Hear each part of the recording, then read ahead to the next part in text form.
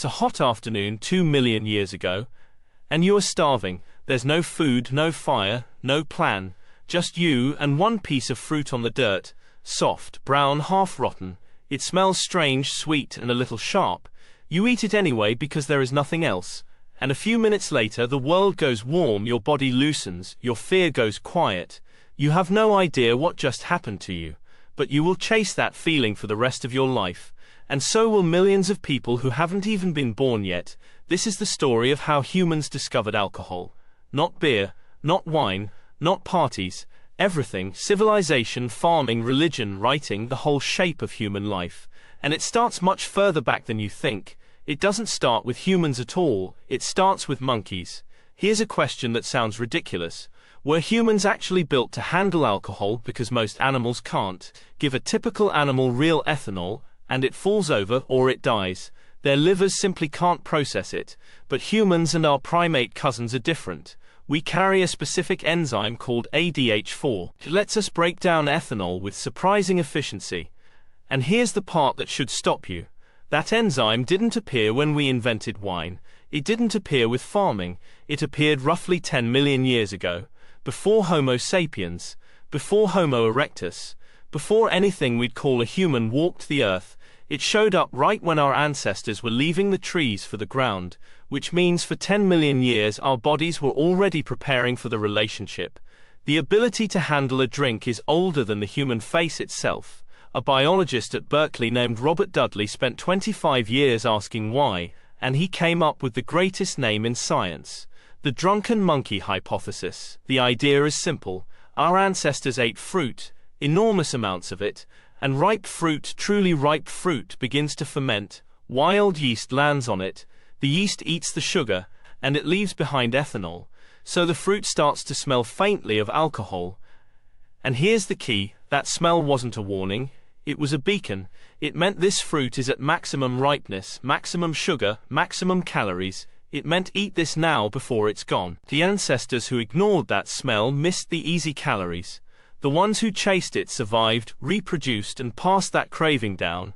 We were literally selected by evolution to love the smell of booze. This isn't a character flaw. It's 10 million years of design. And it's not just a theory. They tested it.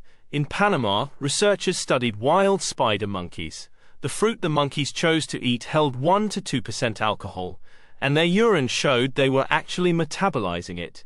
In the Ivory Coast, chimps eat enough fermented fruit to take in the equivalent of 1 or 2 human drinks a day, every single day, just by eating their normal food.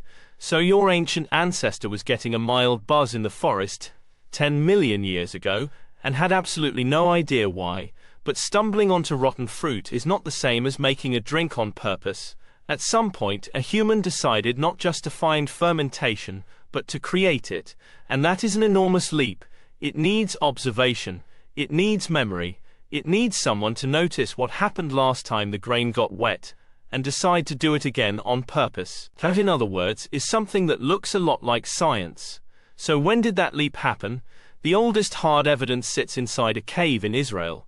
Raqefet Cave, near modern Haifa. It was a burial site used by a people called the Natufians, semi-nomadic hunter-gatherers living there around 13,000 years ago. And these were not simple people. They buried their dead with flowers. They kept the first dogs. Inside that cave, researchers found stone mortars carved into the rock, and those stone bowls still held residue 13,000 years later. A team led by archaeologist Li Lu analyzed it. The answer was unmistakable. They had been making beer, real beer, from wheat and barley, made in 3 deliberate stages, malting the grain in water, mashing and heating it, then letting it ferment with wild airborne yeast, an intentional multi-step brewing process 13,000 years ago. And here's the part that should short-circuit your brain. This is older than farming. The Natufians were not farmers, they gathered wild grain. And instead of eating all of it, they used some to brew beer for their dead. Which leads to one of the wildest debates in all of archaeology. Why did humans first settle down and start farming? The old story says we did it for bread, but the archaeologist Brian Hayden argued something stranger. What if we settled down for beer? Think about it. Why would a free-roaming hunter-gatherer suddenly stay in one place, break the ground, plant seeds, and wait months for them to grow? What makes that trade worth it? A guaranteed, reliable supply of a drink that was safer than the local water, that could be shared at feasts and used to honor the dead.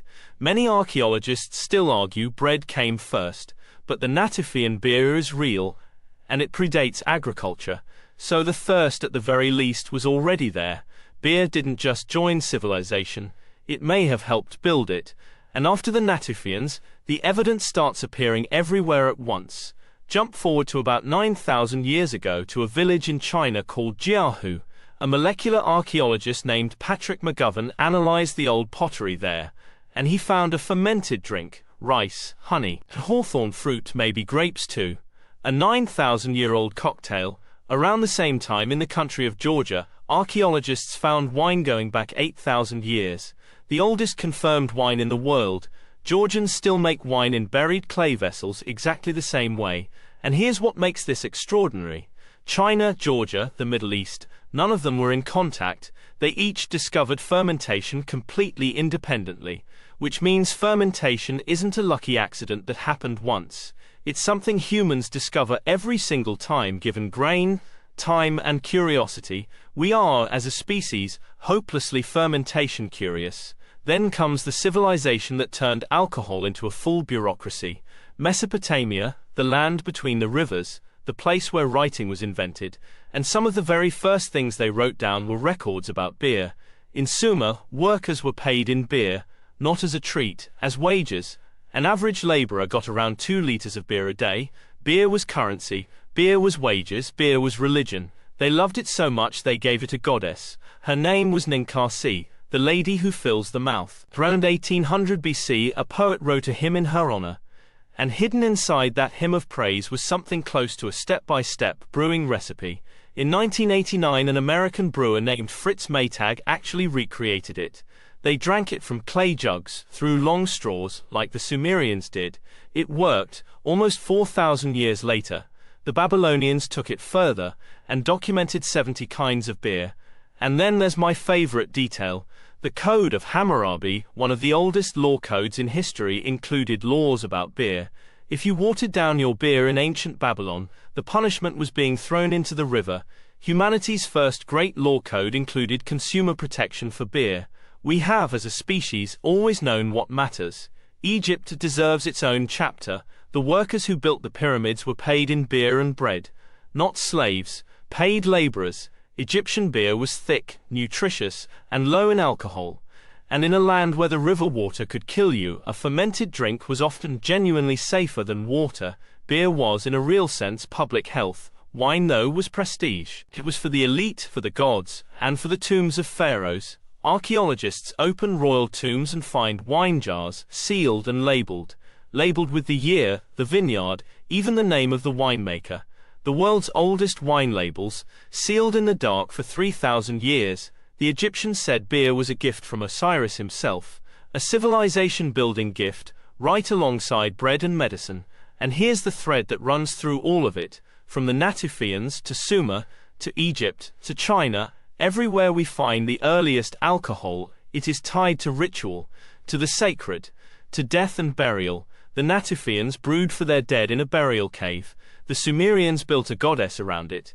The Egyptians offered wine at the border between this world and the next. This is not a coincidence. Humans didn't invent alcohol just to unwind after a long day. They discovered it as a way to mark the moments that mattered most: birth, death, harvest, prayer, the turning of the seasons, and the binding of people together. But let's not romanticize it. The same drink that bonded us can swallow a person whole.